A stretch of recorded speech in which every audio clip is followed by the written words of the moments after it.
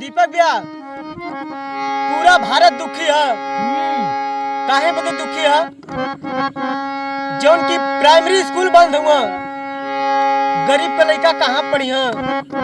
एक गरीब औरत अपने सखी से दीपक भैया बतावत है। कहाँ बतावत है कि लड़का कैसे पढ़ी हो, अरे लड़का कैसे पढ़ी बंद पाठशाला सखी, अरे लटकत बताल सखी ना। अरे लड़का कैसे पढ़ी बंद पाठशाला सखी, लटकत बताल सखी। लड़का कैसे पढ़ी, लड़का कैसे पढ़ी बंद पाठशाला सखी, लटकत बताल सखी।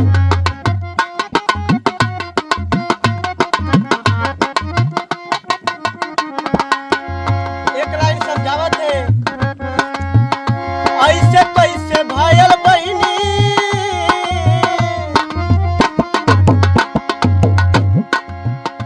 ऐसे कैसे भायल बहिनी के करमतिया मारल गईनी।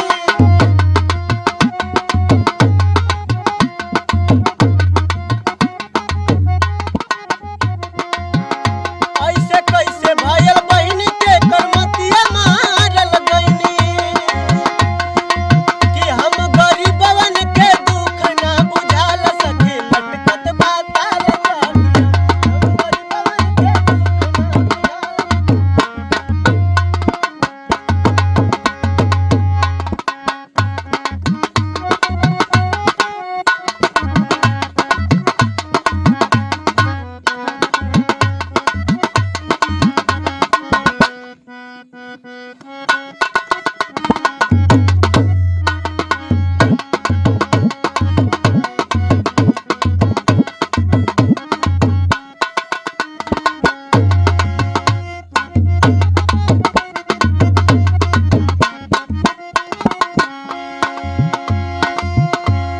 दीपक भैया बतावत हुआ, कैसे कह रही है औरत कि शायद आपको पता नहीं है, जब गरीब लोग पढ़ेंगे ही नहीं तो बढ़ेंगे कैसे। कहावत था कि जो पढ़ेगा वो बढ़ेगा। यहाँ तो जब पढ़ लेबा तो सवाल कैसे करवा भैया, कैसे एमर रणनीति है। कैसे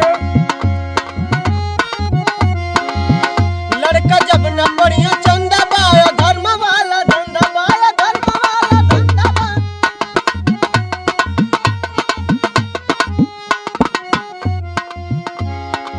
हमके तो समझ में ना आवत बा भैया, दीपक भैया हाँ हमके तो समझ में ना आवत है काहे कि गरीबी मिटावत हो लोग कि गरीबे के मिटा देत हो लोग। लड़का जब न पढ़िया चंदा बाया धर्म वाला धंधा बाया, धर्म वाला धंधा बा।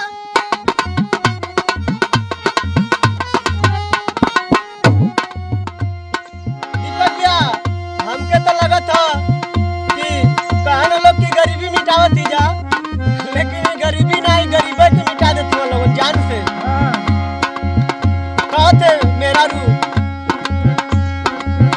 लड़का कैसे पढ़ी है चंदा, लड़का जब न पढ़ी है चंदा बाया धर्म वाला धंधा बाया, धर्म वाला धंधा बा।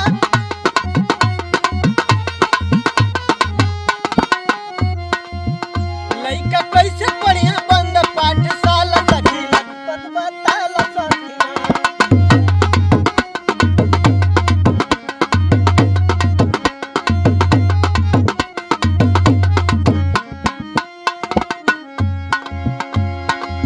स्कूल काहे बंद भैया? कुछ लोग कहले कि मास्टरवा आके पढ़ावे न सना, बस बैठ के सरकारी आराम करके पैसा लेवे ना। हाँ लेकिन नहीं, मास्टर हुआ भैया घरे घरे बुलाए के लइकन के ले जाता ना पढ़ावे। देखत रहा ना गाँव में आए के